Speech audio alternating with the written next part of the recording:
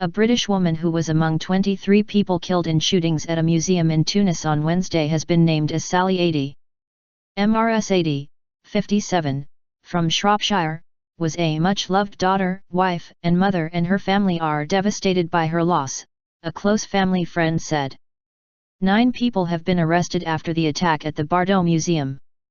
Islamic State militants have said they were behind the attack on the museum, which also left the 2 gunmen dead.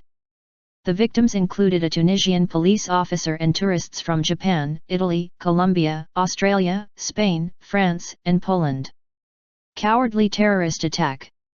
Mrs Adie had been on a cruise of the Mediterranean with her husband, Robert, and were on an excursion to the museum, in Tunisia.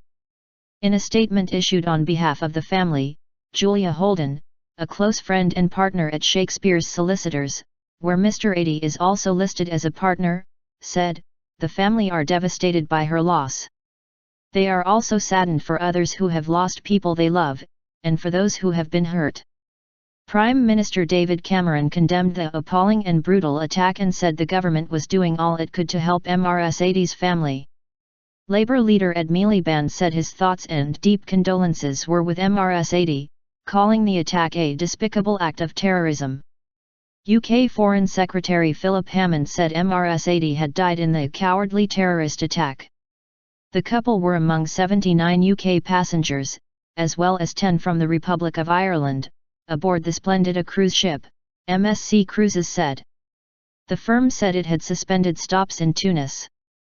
Mr. Adie was receiving support from the MSC customer care team in Tunis, the firm added.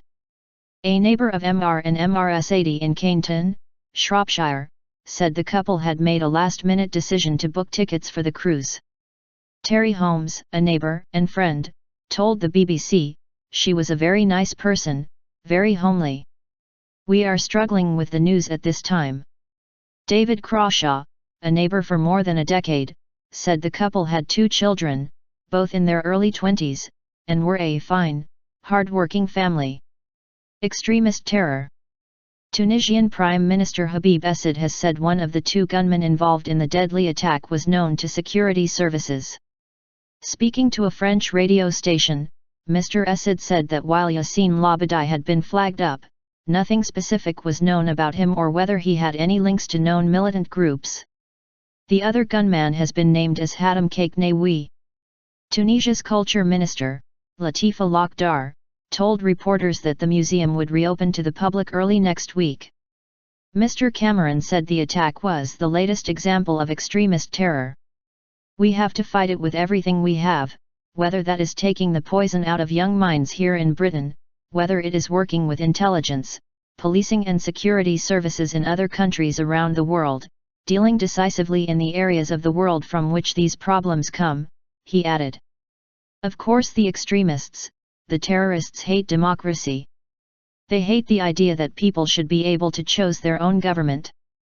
But we mustn't let democracy, freedom, the rule of law, things we hold dear, the people of Tunisia hold dear, we must not let them be defeated or undermined by extremists and terrorists.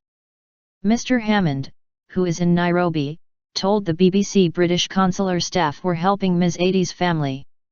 "My thoughts are with them at this very difficult time," he added.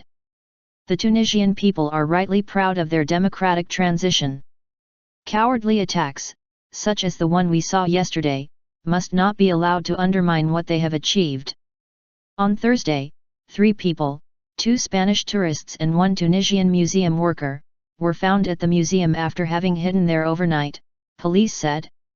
Officials in Tunisia say that more than 40 people, including tourists and Tunisians, were injured in the attack.